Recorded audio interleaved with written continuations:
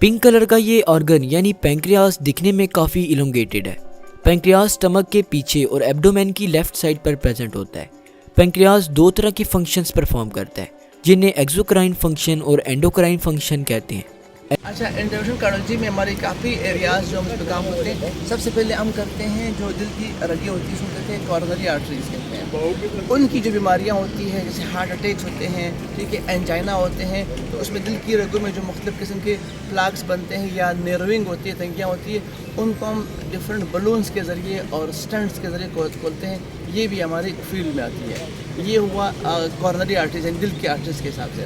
اس کے علاوہ ہمارا ایک ایریا ہوتا ہے اس کو کہتے ہیں اسٹرکچرل ہارٹ ڈیزیز، ٹھیک ہے، یا پیریفرل ہارٹ ڈیزیز، جو دل کی باقی قسم کی باقی رگیں ہوتی ہے، جیسے شوگر کی وجہ سے ٹانگوں کی رگیں خراب ہوتی ہے یا آنتوں کی رگیں خراب ہوتی ہے، تو اس میں بھی جو بلاکیجز یا نیروئنگ ہوتی ہے اس کو بھی ہم کھولتے ہیں بلونز کے ذریعے۔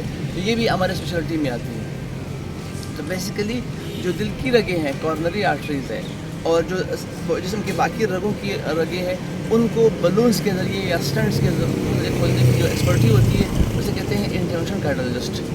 ٹھیک ہے، ہمارا پھر ایک اور ایریا ہے اس میں کہتے ہیں اسٹرکچرل جو اسپیشلسٹ ہوتے ہیں، وہ بھی ہم کرتے ہیں۔ اس میں ہم جو دل کی وال ہوتے ہیں اس کو بھی بلونز کے ذریعے یا اس کے ذریعے کھولتے ہیں، تو یہ بھی ہمارے ایریا میں آتے ہیں۔ جیسے دل کے مائٹل وال ہے یا جو ٹاوی ہوتی ہے، لیکن اس کے لیے اسپیشلائز ٹریننگ بھی ہم کرتے ہیں، لیکن یہ آتی ہے انٹرونشن کارڈیولوجی کے ڈومین میں۔ اچھا ڈاکٹر صاحب، آپ نے کہا تھا کہ کچھ ٹائم پہلے آپ نے کہا تھا کہ آپ کا ڈائبٹک جو شوگر ہے آپ کے رگوں کو ڈیمیج کرتا ہے، اس کو رگوں کی بیماری کہتے ہیں۔ بالکل۔ تو میں ذرا یہ چاہتا ہوں کہ میرا خیال ہے کہ آپ تھوڑا ڈیٹیل میں جائیں۔ یہ رگوں کی تو بیماری ہے ہی جو آپ بتا رہے ہیں کہ آسانی سے لوگ سمجھ جائیں، یہ تو بالکل انسان کی ہر سیل کو ڈیمیج کرتا ہے۔ ہر سیل، ہمارا بال بھی سیلوں سے بنا ہوا ہے، ہمارے اسکن سیل سے بنا ہوا ہے، ہمارے ہر چیز باڈی کے سیل سے بنا ہوا ہے۔ جب سیل ڈیمیج ہوتے ہیں تو وہ پورے باڈی جو ہے ڈیٹیریٹ ہو جاتی ہے آٹومیٹک۔ صحیح۔ آپ اس کے بارے میں اچھا، اس میں بتاؤں نا، آپ بات صحیح کہہ رہے ہیں۔ بیسیکلی اگر میں اس کو مزید ڈیٹیلس میں بولتا ہوں، ہمارے باڈی جو ہے نا، ایک باڈی ہے، ٹھیک ہے، یہ بنی ہوتی ہے ڈفرینٹ سسٹم سے، ٹھیک ہے۔ جیسے میں ایگزامپل دوں گا، ہمارے باڈی میں ایک کارڈیو واسکولر سسٹم ہے، ایک سسٹم ہمارے باڈی میں نیورو واسکولر سسٹم ہے برین کا، دوسرا سسٹم ہمارے باڈی میں مسکولو اسکیلیٹل سسٹم ہے مسلس کا، تیسرا سسٹم ہمارے باڈی میں جو ہے نا گیسٹرو انٹرنل سسٹم ہے۔ تو ہمارے باڈی بنی ہوتی ہے سسٹم سے۔ اچھا، پھر سسٹم بنے ہوتے ہیں ڈفرینٹ آرگن سے۔ مثلا میں ایگزامپل دیتا ہوں کہ جو آپ کی ایگزامپل ہے گیسٹرو سسٹم ہے۔ اب وہ سسٹم ہے، اس میں آرگن کون سے ہیں؟ میدا ایک آرگن ہے، خوراک کی نالی جس کو کہتے ہیں ایسوفیگس ایک آرگن ہے۔ اچھا، جو انٹسٹائن ہے، آنتے آرگن ہے۔ تو ہر سسٹم جو ہے نا وہ پھر آرگن سے بنا ہوتا ہے۔ جیسے مقصد نے کہا کہ وہ میں آتا ہوں سیل تک آتا ہوں، تو آرگن ہے، پھر آرگن کو میں لوں گا میدا، آرگن لے لیا ہم نے نا، تو میدا وہ بنا ہوتا ہے ٹشو سے۔ ابھی آپ ڈیٹیل میں جائیں۔ ٹشو سے بنا ہوتا ہے۔ ٹشو جو ہے نا کہ مطلب سیلس کے گروپ کو ٹشو کہتے ہیں، اور ایک کمپوننٹ ہے سیل۔ تو ہمارا اسٹارٹ ہوتا ہے سیل سے۔ اب میں ریورس آؤں گا، سیلز مل کر کیا بناتے ہیں؟ ٹشو مل کر کیا بناتے ہیں؟ آرگن کی مثال ہے میدا۔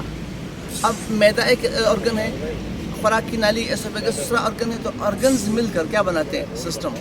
اس طرح بہت سارے سسٹم مل کر کیا بناتے ہیں؟ باڈی بناتے ہیں، ٹھیک ہے۔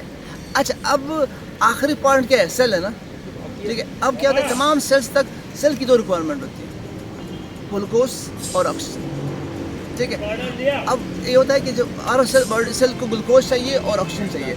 قدرت نے کیا کیا ہوا ہے؟ اب ڈفرینٹ سسٹم آپس میں انٹر کنیکٹڈ ہے، کام کرتے ہیں۔ کیسے کام کرتے ہیں؟ اس سیل تک آکسیجن کا کام ہے، اس کے لیے قدرت نے بنایا ہوا ہے ریسپائریٹری سسٹم، سانس کا نظام بنایا ہوا ہے۔ تو آکسیجن ہم سانس کے ذریعے، ناک کے ذریعے، اس کی ٹیوبس کے ذریعے، ٹھیکیا کے ذریعے، لنگس کے ذریعے اس سیل تک پہنچاتے ہیں۔ اگلا مرحلہ گلوکوز ہم لیتے ہیں خوراک کے ذریعے۔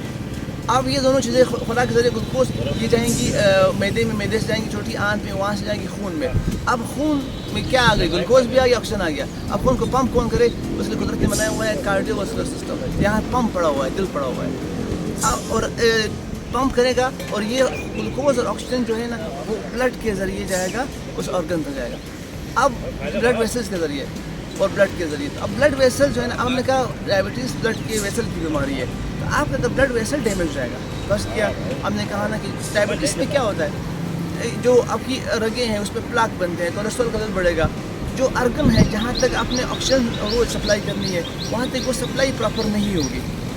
تو प्रॉपर सप्लाई आप नहीं दोगे तो वो जो सेल है, वो ऑर्गन है, उसका फंक्शन ख़राब हो जाएगा और वो डैमेज हो जाएगा। तो आहिस्ता आहिस्ता आप उसकी मैं एग्जाम्पल दे रहा हूँ, ताकि मेरे आइज़ है, ठीक है, उसके अंदर जो पर्दे हैं उसका नाम है रेटिना, उस तक मुझे ऑक्सीजन और ग्लूकोज पहुँचाना है।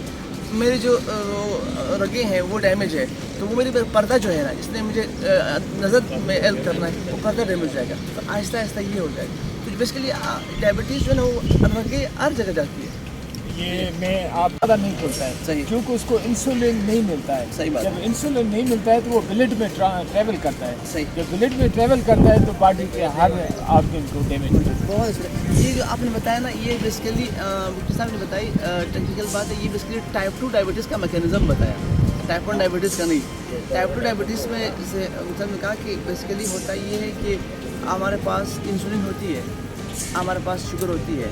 मामला क्या होता है कि सेल जो है ना, उसको कहते हैं इंसुलिन रेजिस्टेंस, उसका नाम ये है इंसुलिन रेजिस्टेंस।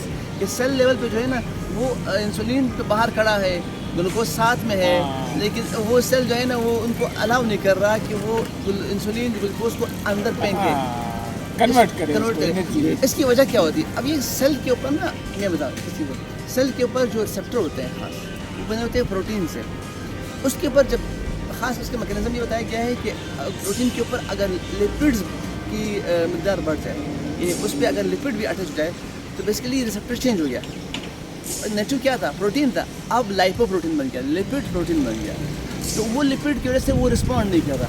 इसीलिए जो लोग वज़न कम करते हैं, अगर आप लिपिड का पोर्शन अगर काट दो, यानी खत्म हो जाए, कम हो जाए, वेट लॉस हो जाए, तो क्या होता है कि वो जो लिपिड कम वापस क्या बन गए, अब वापस प्रोटीन आ गए, तो प्रोटीन रिस्पॉन्ड करेंगे। इसीलिए जो टाइप 2 डायबिटीज़ है, उसमें एक्सरसाइज का बहुत ही बड़ा रोल है, एक्सरसाइज और वेट लॉस का। आप वेट लॉस करें, आप इंसुलिन रिसेप्टर से लिपिड निकालें, प्रोटीन करने दें, टेक्निकल चीज़ें। प्लीज़ वीडियो को लाइक करें, सब्सक्राइब करें और शेयर करें। शुक्रिया।